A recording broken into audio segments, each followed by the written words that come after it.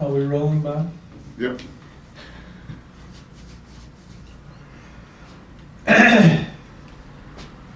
The Prince was thus, in its immediate object, a bid for employment by the Medici.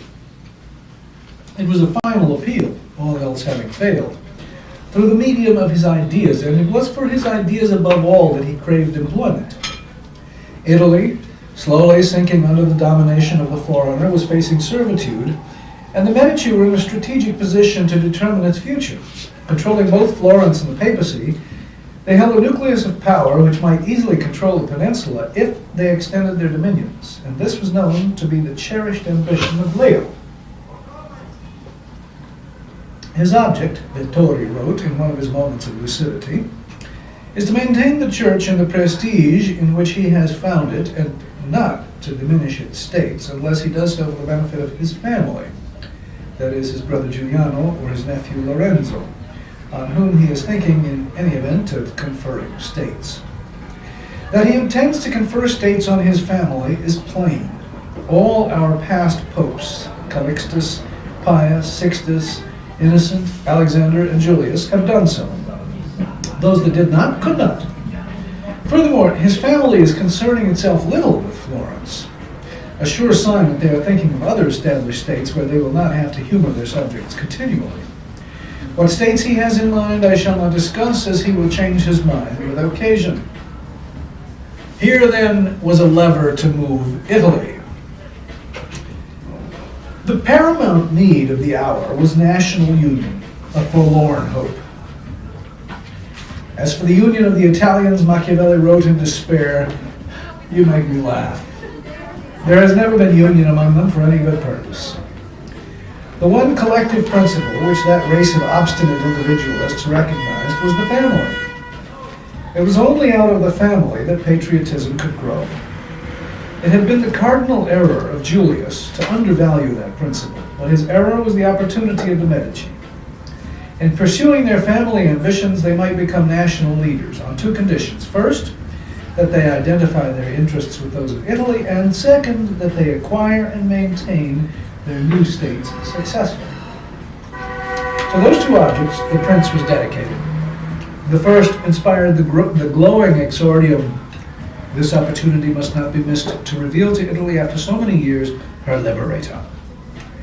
Nor can I say with what love he would be welcomed in all those provinces which have suffered from these foreign floods, with what thirst for revenge, what stubborn faith, what devotion, what tears, what gates would be closed to him, what people would refuse him allegiance, what treachery would resist him, what Italian would deny him homage. For this barbarian domination stinks in all our nostrils. Be this, therefore, the mission of your illustrious house. Assume it with the courage and hope of a just enterprise, so that under its banner our fatherland may be ennobled, and under its auspices the words of Petrarch may be verified.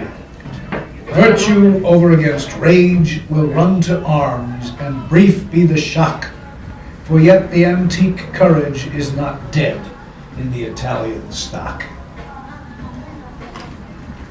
The second object inspired the book itself, with its systematic analysis of the principles by which new states are secured and retained. But, beside the personal and patriotic inspirations of the prince, there was a third which combined them both. The Medici had a forerunner in their messianic mission, a man who had given Italy a gleam of hope that he had been sent to redeem it, but he was rejected by fortune, so that it still waits for one to come to heal its wounds. Such was the singular transformation which Cesare Borgia had undergone in his mind. In retrospect, Machiavelli saw him prophetically. Like the Medici, he had been on the point of forming a strong state which might eventually have become the focus for national union, and though that state had been reared for his own aggrandizement, it had reverted after his death to the church. On that basis, Julius had built for the expulsion of the barbarian, and it was now for Leo to achieve what Valentino had begun. In that pyramidal design, Machiavelli saw the synthesis of the past, and he surveyed the future with confident lucidity. The success of the Medici reconciled him to the failure of Valentino, and it was his method which he proposed to them as an example. The prince is Cesare Borgia, resurrected in a glorious avatar to redeem Italy by his virtù. But his method was useless without his spirit. And if his spirit was that of Antichrist, such was the gospel of patriotism.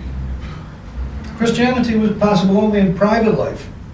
It was inconsistent with patriotism, since it leads us to depreciate the love of the world and makes us mild.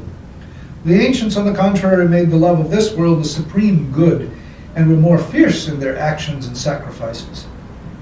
The ancient religion beatified only men of mundane glory, such as generals of armies and founders of republics. Ours glorifies meek and contemplative rather than active men. For us, the supreme good lies in humility and submission and in the contempt of the world, whereas for them it lay in greatness of spirit and strength of limb and in everything that makes men bold. Ours teaches men to be strong and enduring rather than in doing, and thus the world has become the prey of scoundrels who have found men willing, in order to gain heaven, to endure injuries rather than to avenge them. The virtues of Christ could only survive under the protection of Antichrist. Antithetical, they were complementary. Each had his own sphere. The error lay in confusing them, the common error of judging a public man by his private character. Even he had slipped into it, and in a moment of sentimental weakness had heaped moral obloquy on his fallen idol. But after the failure of Soderini, he reverted to Cesare, and the prince was an apology, a monument of reparation and apotheosis to the memory of a man whom he had wronged.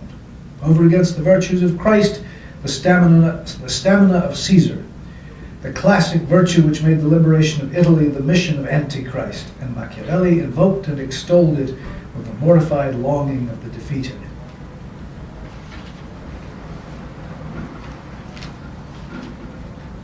The first requisite, therefore, was to inculcate into the new prince a robust public conscience. His education was ethical as well as political. I do not see how one can censure him, he concluded a recapitulation of Cesare's career. On the contrary, it seems to me that I should offer him as a model to all who by fortune or the support of others rise to power. For being great in spirit and lofty in ambition, he could not have governed himself otherwise than he did. Therefore, he who must secure himself in a new principality, win friends, overcome by force or by fraud, make himself loved and feared by his people and revered and obeyed by his soldiers, exterminate those who have power or reason to harm him, change the old order for the new, be severe and gentle, magnanimous and liberal, destroy a disloyal soldiery and create a new one, and maintain friendships with sovereigns in such a manner that they must help him with zeal and offend him with caution, cannot find a more living example than the actions of this man. The blood which that career cost was not wasted. Machiavelli pauses to make the point, citing the example of a tyrant of Syracuse who built his career on wanton brutality. Yet it cannot be called talent to slay fellow citizens, to deceive friends, to be without friends, without faith, without mercy, without religion. Such methods may gain empire but not glory. The difference was obvious. Harshness, properly used, if of evil it is lawful to speak well, is that which is necessary to one's security, and which is applied at one blow and not persisted in afterwards. Harshness, improperly used, is that which, though small to begin with, multiplies rather than decreases with time. Injuries should be done all at once, so that, being felt less, they offend less. Benefits should be given little by little, so that the flavor of them may last longer. Nevertheless, the virtues of a prince must be martial ones. A prince should have no other aim or thought, nor select anything else for his study than war and its rules and discipline. For this is the sole art that belongs to the ruler, and it is of such value that it not only supports those who are born princes, but often enables men to rise to the rank to that rank from a private station, and contrariwise, we see that when princes have thought more of ease than of arms, they have lost their states.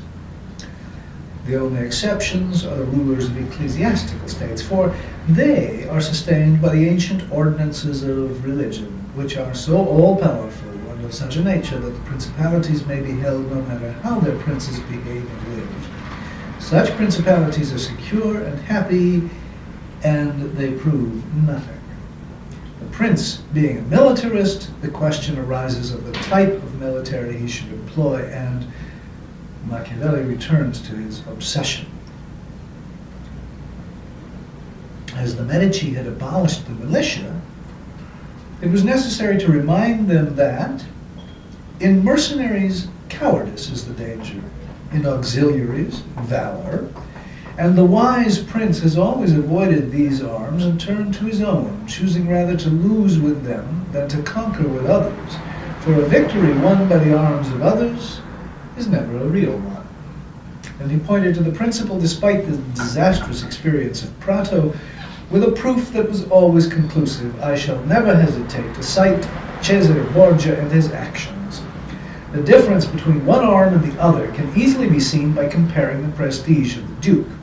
First, when he employed the French. Second, when he employed Vitelli and the Orsini. Third, when he relied on his own soldiers on whose fidelity he could always count, and which was constantly growing. He was never more highly esteemed than when he was, and was seen by everyone to be completely master of his own forces. The prince being now, by the methods of Cesare Borgia, in possession of his state, it remains to be seen what should be his rules of conduct toward his subjects and friends. And as I know that many have written on this point, I suppose I shall be considered presumptuous in raising it again, especially as I shall depart from the methods of other people. But if what I write is to be of use to those who understand it, it seems to me more profitable to pursue facts than fancy. Many have portrayed principalities and republics which have never been known in reality. But the difference between how we live and how we should live is so great that to neglect what is for what should be is more likely to ruin than to save us. The man who would act entirely in obedience to virtue can only be ruined among so many who are evil. To hold his own, the prince must learn, therefore, how to be unrighteous and to use evil or not, according to necessity. From this principle of expediency, the whole moral code of the prince derives. The first accepted virtue to be revalued is liberality, a quality of peculiar importance at a period when wealth was prized primarily for its moral revenue, for show, for patronage, for reputation, rather than for material satisfaction. And for the prince, therefore, the essential is to be reputed liberal. Liberality exercised in a manner that does not bring you to the reputation of it injures you. If you exercise it honestly, as it should be exercised, it may not become known, and you will be censured for the want of it.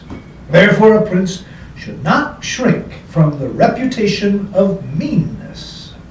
He will in reality be exercising liberality toward all those from whom he does not take, who are numberless, and meanness only toward those to whom he does not give, who are few. And for the benefit of the lavish Medici, nothing wastes so rapidly as liberality.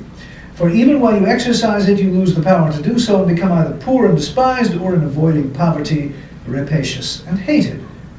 Above all things, a prince should guard against being despised and hated. And liberality leads you to both. The next problem is the use of clemency and cruelty. Every prince should desire to be considered clement and not cruel, but he should be careful not to misuse mercy. Cesare Borgia was considered cruel. Nevertheless, his ruthlessness reconciled Romagna, unified it, and restored it to peace and loyalty. He was more compassionate than the Florentines, who, to avoid the imputation of cruelty, allowed Pistoia to be destroyed by the factions. And of all princes, It is impossible for the new prince to avoid the charge of cruelty, since new states are full of dangers. Upon this, a question arises, whether it is better to be loved or feared. In general, this is true of men. They are ungrateful, fickle, false, cowardly, and covetous, and as long as you succeed, they are yours body and soul. They will offer you their blood, property, life, children while the need is distant, but when it approaches, they turn against you, and they have less scruple in injuring a man who is beloved than one who is feared. For love rests on the bonds of obligation, which, owing to the baseness of men, are broken at every opportunity for their advantage, but fear preserves you by an unfailing security, the apprehension of punishment. Nevertheless, a prince should inspire fear in such a way that, though he does not win love, he avoids hatred, which is always possible provided he does not touch the property of his subjects and their women. Above all, he must keep his hands off their property, for men forget the death of a father more readily than the loss of their patrimony. Among the many wonderful deeds of Hannibal, this one is recorded, that having led an enormous army composed of many races to fight in foreign lands, no dissensions arose either among them or against the prince, whether in his good or bad fortune. This was due to nothing else but his inhuman cruelty. Without that cruelty, his other virtues were insufficient for his purpose. Short-sighted writers admire his deeds from one point of view, and from another condemn the principal cause of them. I conclude, therefore, that as men love according to their free will and fear at the will of the prince, a wise prince should build on that which he and not another controls, seeking merely, as I have said, not to be hated. The emancipation of the prince from the bonds of private morality is now carried one step further, in a yet more radical innovation. Everyone admits how laudable it is how laudable it is in a prince to keep faith and to live with integrity and not with craft. Nevertheless, the experience of our times has shown us that those princes who have accomplished great things have set little store by good faith, that they have circumvented the minds of men by craft, and that in the end they have overcome those who have based their conduct on good faith. There are two ways of combating, by law or by force. The first is proper to man, the second to brutes, and as the first does not suffice, we are compelled to resort to the second. The prince, therefore, must know how to use the brute and the man, which is what the ancients signified by the fable of Achilles reared by the centaur. And among the brutes, the prince should adopt the lion and the fox, for the lion cannot defend himself against snares, nor the fox against wolves. To rely on the lion alone is to know nothing. Therefore, a wise prince cannot nor should not keep faith to his disadvantage when the reasons which caused him to pledge it no longer exist. If men were entirely good, this precept would not hold, but since they are bad and will not keep faith with you, you are not bound to observe it with them. But it is necessary to know how to color such conduct and to be a great dissembler, and men are so simple and so subject to present necessities that they are easily deceived. One recent example I cannot pass over in silence. Alexander VI never did anything else but deceive, nor ever thought of anything but deceiving, and always found dupes. And yet he succeeded, for he knew this side of the world. And now, to seal and secure these qualities of calculation, economy, cruelty, and cunning, one thing more is needed: a shining coat of hypocrisy. Though a prince need not possess all the good qualities I have mentioned, Chris, is that you? to seem to have them is useful. As, for example, to seem merciful, loyal, humane, religious, and sincere. And to be so. But to be so with a mind so flexible that if the need arise, he can change to the contrary. He should be careful to let nothing fall from his lips that is not instinct with the 5 qualities I have mentioned, and must appear to those who see and hear him all compassion, all faith, all humanity, all religion, all integrity. Nothing is more necessary than to seem to have these last qualities, because in general, men judge by the eye rather than by the touch, For it is given to everyone to see, and to few to touch him. Everyone sees what you appear to be, few know what you are, and those few dare not oppose the opinion of the many who are protected by the prestige of the state. Let the prince consider the conquest and security of his state. The means will always be found honorable, and everyone will commend them, because the vulgar always judge by appearances and by results. And in the world there are only the vulgar, for the few find a place there only when the many have no ground to rest on. But Machiavelli was in a mood too austere to indulge in baiting the vulgar. He owed the common conscience of mankind an explanation of his code which contradicted all its accepted opinions, and he proceeded to vindicate it. A beacon for the future. His prince was a rebuke to the past, to the improvident princes who had betrayed Italy to the barbarian by their political sins, their shiftlessness, temporizing, and sloth, their common disunion and individual helplessness, their abject dependence and blind speculation on the only providence they knew, the mutable divinity of fortune. And suddenly the theme deepens, the discussion broadens, the subject is thrown up against the illimitable vista of man buffeted by his fate. And its basic impulse rises in an effort to rally and pit the will, the courage, the intelligence of man against the overbearing power that builds and unbuilds his being.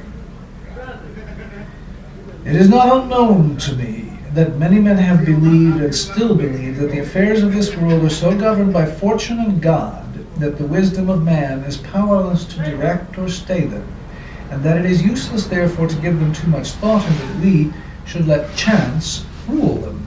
This belief has gained credit in our time because of the great changes we have seen and still see every day beyond all human conjecture. In thinking of this, I am sometimes tempted partly to agree with this opinion. Yet, not to forfeit our free will, I hold that fortune may be the arbiter of half of our affairs, but that she lets us govern the other, or maybe a little less. I liken her to one of those ravaging torrents which, when they rage, flood the plains, ruin trees and houses, and carry the soil here and there. Everyone flees, everyone yields to the onrush, unable to resist. But it does not follow that when the weather clears, men should not make provision with defenses and barriers against the return of the flood by drawing it off in channels, so that its force may be neither so unchecked nor so dangerous. So it is with fortune, who shows her power where virtue is not prepared to resist her, and vents her fury where she knows neither bulwarks nor barriers have been raised to contain her. This is the sanction of that code of unscrupulous efficiency, is a creed of self-preservation. Buffeted by fortune, overborne by blind chance, man controls a fraction of his destiny, half, maybe less, only by the constant exercise of courage, will, and intelligence, and even these do not suffice. Into his positive gospel there now creeps a mystic element which Machiavelli is forced to admit. The prince must develop a flair for the time spirit. He who acts in accordance with the spirit of the times, I believe, will succeed. But with his usual repugnance to mysticism, Machiavelli frankly prefers self-confidence. For my part, I think it better to be bold and calculating, because fortune is a female, and to down her we must beat and bully her. And we see that she yields more often to the bold than to those who go to her coldly. And so, womanlike, she is always a lover of young men because they are less cautious and more violent, and with more audacity command her. It is the time spirit, however, that inspires the synthesis and coda of his gospel. Considering, therefore, all the matters of which we have treated, and reflecting whether the present time in Italy would be favorable for a new prince, if there would be an opportunity for a prudent and able one to introduce new forms which would bring him honor and to all men advantage, so many things seemed to me to conspire in his favor that I never knew a time more fit than the present. If it was needful that the people of Israel should be captive to manifest the virtue of Moses, that the Persians should be oppressed by the Medes to discover the magnanimity of Cyrus, and that the Athenians should be scattered to illustrate the ability of Theseus, Then, at the present time, to discover the virtue of an Italian spirit, it was necessary that Italy should be reduced to the extremity in which she now is, more enslaved than the Hebrews, more oppressed than the Persians, more scattered than the Athenians, without head, without order, beaten, despoiled, torn, overrun, and enduring every kind of desolation. We see her imploring God to deliver her from the cruelty and insolence of the barbarian. We see her ready and disposed to follow a banner if only someone will raise it. And we see no one at present in whom we can hope, if not in your illustrious house, which with its virtue and fortune, favored by God and the Church, of which it is now the ruler, can lead this redemption. This will not be difficult if you recall the lives and actions of the men I have mentioned. Though they were great and remarkable men, yet they were men, and none of them had more opportunity than the present affords. Their enterprises were no easier, or no more just, nor was God more their friend than he is yours. Justice is on our side, a necessary war is a just war, and arms are hallowed when there is no hope save in arms.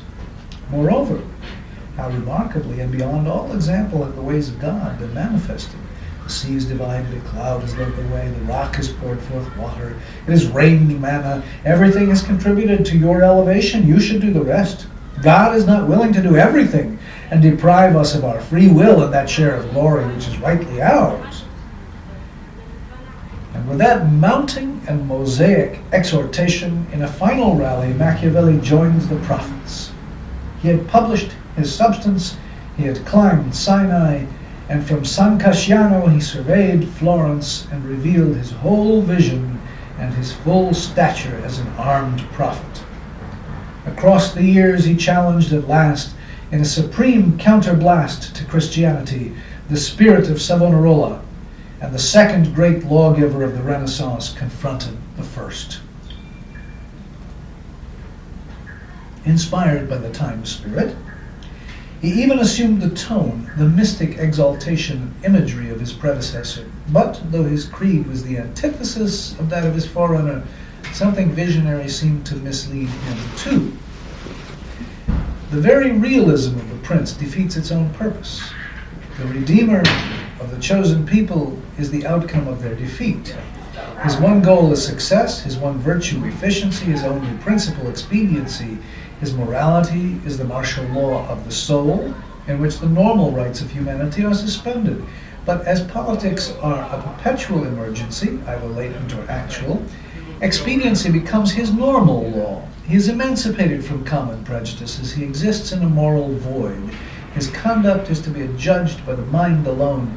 He is a scientific creation. That is his strength, and it is also his weakness. In the political philosophy of the prince, there is no mention of his social responsibility. His functions begin and end with war. He is an isolated figure in a hostile world, with which his relations are defensive and offensive. He is one more manifestation of Italian individualism, the self-made man raised to political power for the satisfaction of his own ambition, and his subjects benefit at best indirectly by his success. It is logical that, with this premise, his principles should be antisocial. But it is also logical that in the long run, the systematic practice of cunning, cruelty, and hypocrisy should undermine the confidence upon which the social compact and the stability of the state depend, and perpetuate the abnormal and unsettled conditions of which he is the outcome. This unresolved inconsistency is a radical defect which makes the realism of the system specious and short-sighted. And Machiavelli himself seems to suspect it by the insistence with which he qualifies principles which, fully developed, could only lead to the ruin of his prince. But compromise is only begging the question, for a like inconsistency underlies the basic assumption on which the book is built, that public morality is one thing and private another. The distinction is artificial. How is it possible for the prince to separate his private and public conduct in hermetic cells, to change his nature with his functions, or that in the constant interaction of ruler and ruled one should not affect and demoralize the other? To isolate political phenomena and study them scientifically in a moral void is, after all, a fallacy which gives a taint of academicism to the prince. In the end, the choice between personal and political morality, between Christ and Antichrist, could only be made for life as a whole, and in making it, Machiavelli was the victim of his own defeat. Men who practice unscrupulousness do not write books in praise of it. Machiavelli preached what he deplored and professed what he could not practice, but only at the cost of a profound self-division. He recognized reality and subdued his own conscience to it. It was an act of discipline, but also of insincerity toward himself. He surrendered to nature, and his gospel, while it seemed scientifically sound, was morally vulgar. But was it even scientifically sound? For the salvation of Italy, he prescribed a code of cultured savagery which was too primitive to be successfully practiced by a race which, for better or worse, had outgrown barbarism and which could only ruin its civilization.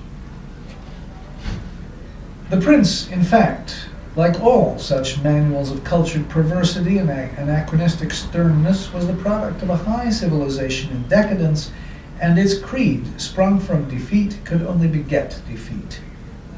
In the last analysis, Machiavelli had proved the opposite of what he set out to demonstrate. If his gospel proved anything, it was that moral expediency was a contradiction in terms, that the moral law was absolute or nothing, that moral values were intrinsic and could not be subordinated to self-interest without sapping and destroying them. Unwittingly, he confirmed Savonarola. They had much in common. Both started from the same disabused view of life, the same radical recognition of its brutality, and both developed their faiths to an extreme and uncompromising conclusion. Like all spiritual rebels, Machiavelli was akin to what he repudiated and confirmed it by his apostasy. He too, like his forerunner, was a victim of his temperament and the time's spirit. Religious faith was decaying, undermined by the corruption of the clergy, classic culture, material ease, and the fanatical failure of the friar. But the need of faith was undying, and the substitute which Machiavelli offered was the choice of his own temperament, the religion of the state. His gospel was merely the logical creed developed to its extreme limits of the sacred egoism and arid virtue of patriotism. The Prince is a melancholy book.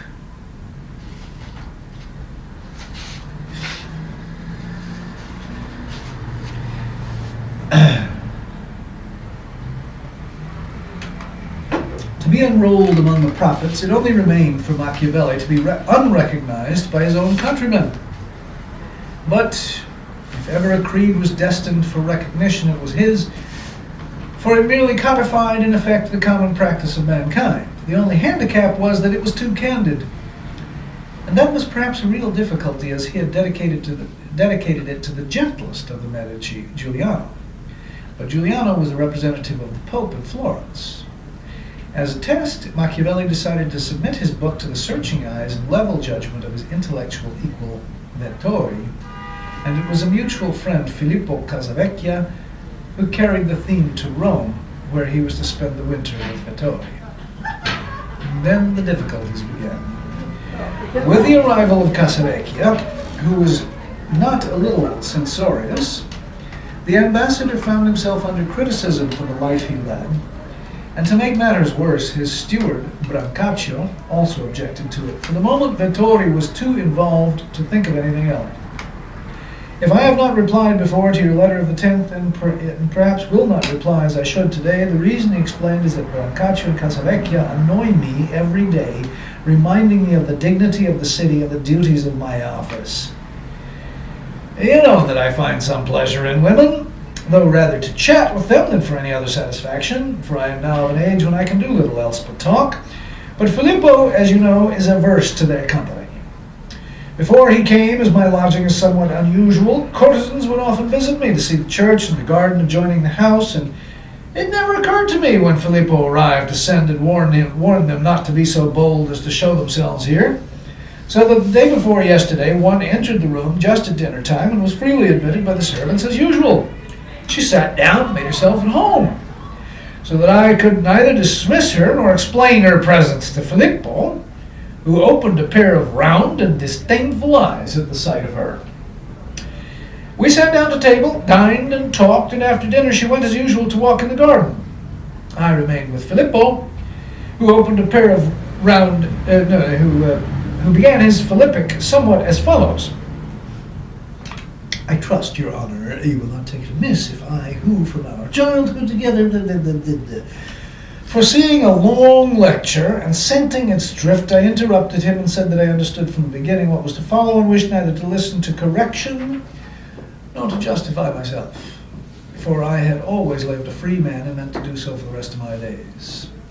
Whereupon, though reluctantly, he consented that the women might come to my house as they pleased.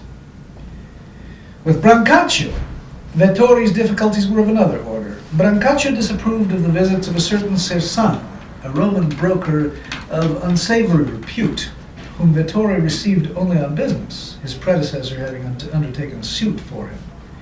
The ambassador was nettled. Between these two censors, you see my position, he went on, and how I must account for whatever I say and whomever I receive. I wish you would tell me whether you think Filippo or Brancaccio has the more right to scold me. I'm fond of them both, but for all their reproofs and reminders, I shall continue to do as I please. Then he bethought himself of the prince.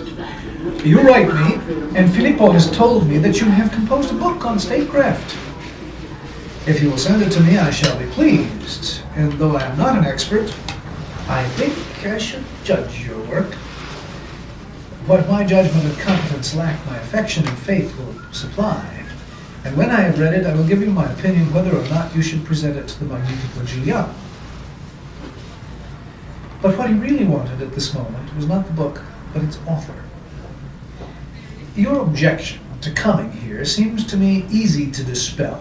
Nothing will happen to you if you pay a single visit to Cardinal Soderini. Piero Soderini is in a settled mood, and I do not think he would care to be visited. Perhaps particularly by you. And if you avoid him, I do not think it will be imputed to ingratitude, for I've been thinking it over, and I do not find that he or his family have done you any unusual favors. You did not owe your position to them. You had been employed for 3 years before he became Gonfalonier, and in whatever capacity he used you, you served him faithfully and received merely the usual compensation. We've been trying to find something for you here in Rome. There has been some talk of Cardinal de' Medici, that is Giulio de' Medici, the Pope's cousin, being made legate to France, and I have thought of speaking to him since you have been there and have some experience of that court and knowledge of French ways. If we succeed, so much the better. If we fail, we've lost nothing. While Vettori was thinking of speaking to the Medici, Machiavelli, however, was thinking of his friend's plight, and his reply, overflowing with gaiety, brought Vettori back to his own business. I must say, it is marvelous, wrote that expert friend, to see how blind men are to their own sins, and how bitterly they persecute the vices they lack. I could cite you examples in Greek, Latin, Hebrew, and Chaldee, and press on into the land of Prester John and Sophie to prove it, if there were not so many homegrown and recent examples. I am sure Cersano could have come to your house from one jubilee to another, and Filippo would not have minded. I am sure, on the other hand, that if the whole bordello of Valenza had the run of your house, Brancaccio would not have batted an eye. Nay, he would have lauded you more highly than if he heard you haranguing the Pope more eloquently than Demosthenes.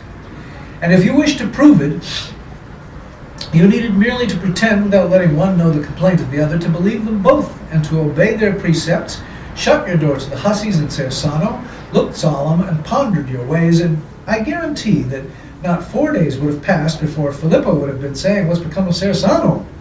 Why does he never come to see us? It's too bad, such a decent man. I cannot understand what people have against him. He knows all the ins and outs of the court. He's a useful busybody. You should send for him, Your Honor." As for Brancaccio, I need not tell you how pained and surprised he would be by the absence of women. If he did not bring up the subject like Filippo, as he warmed his backside by the fire, he would have told you in private. And the better to convince you, I should have dropped in while you were reforming and exclaimed, "Your Honor, you will fall sick. You take no recreation, there are no boys here, no women. What is this house, an infirmary?" My dear ambassador, this world is full of fools, and few know that to follow the advice of others leads us nowhere, for no two men are ever of one mind. Nor do they know that a man who passes for wise by day will never be accounted a fool by night. If he is considered respectable and trustworthy, whatever he may do to gladden his heart will do him honor and no shame, and instead of being blamed as a humbug and a wencher, he will be called a good fellow. And something else they do not know, that what he gives is his own, and he takes nothing from others. He is like wine when it ferments. It lends its aroma to the vessels that smell of must, and takes no mold from the vessels. Therefore, my dear ambassador, forget the mold of Cersano and the tongue of gossip, and follow your ways, and let Brancaccio talk, for he does not realize that he is like one of those wee wrens, that is the first to scold and squawk, and when the owl comes, the first to be caught. And our friend Filippo is like a buzzard, which, when there is no carrion in the country, flies 100 leagues to find one, and when he's gorged, perches on a pine and scolds at the eagles, falcon, and other such fowl as, being dainty of their food, go hungry half the year round. So